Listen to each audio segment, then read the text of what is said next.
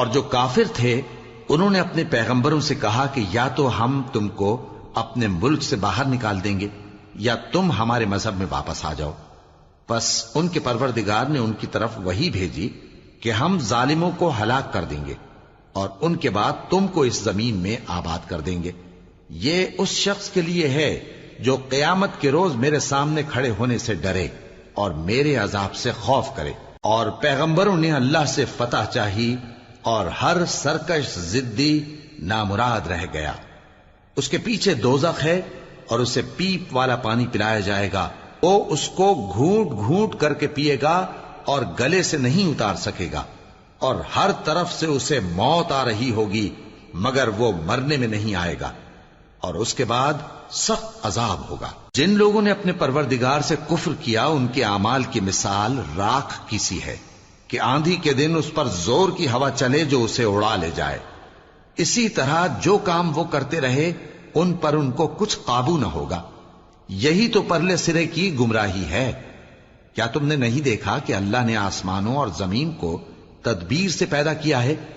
اگر وہ چاہے تو تم کو نابود کر دے اور تمہاری جگہ نئی مخلوق پیدا کر دے اور یہ اللہ کو کچھ بھی مشکل نہیں. اور قیامت کے دن سب لوگ اللہ کے سامنے کھڑے ہوں گے تو غریب پیروکار بڑے بن بیٹھنے والوں سے کہیں گے کہ ہم تو تمہارے پیرو تھے، کیا تم اللہ کا کچھ عذاب ہم پر سے دفع کر سکتے ہو؟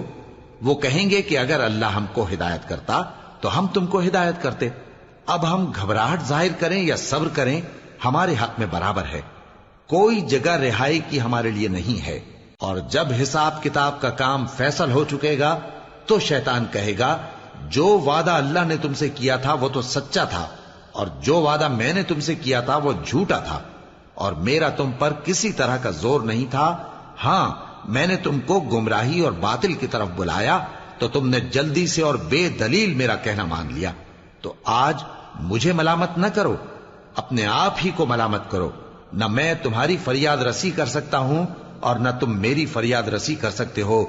میں اس بات سے انکار کرتا ہوں کہ تم پہلے مجھے شریک بناتے تھے. بے شک جو ظالم ہیں ان کے لیے درد دینے والا عذاب ہے. اور جو ایمان لائے اور عمل نیک کرتے رہے وہ بہشتوں میں داخل کیے جائیں گے جن کے نیچے نہریں بہ رہی ہیں. اپنے پروردگار کے حکم سے وہ ہمیشہ ان میں رہیں گے. وہاں وہ ہر ملاقات پر ایک دوسرے کو سلام کہیں گے. کیا تم نے نہیں دیکھا کہ اللہ نے کلمہ طیبہ کی کیسی مثال بیان فرمائی ہے؟ وہ ایسی ہے جیسے پاکیزہ درخت جس کی جڑ مضبوط ہو اور شاخیں آسمان میں پھیلی ہوں.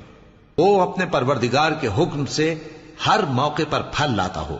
اور اللہ لوگوں کے لیے مثالیں بیان فرماتا ہے تاکہ وہ نصیحت حاصل کریں.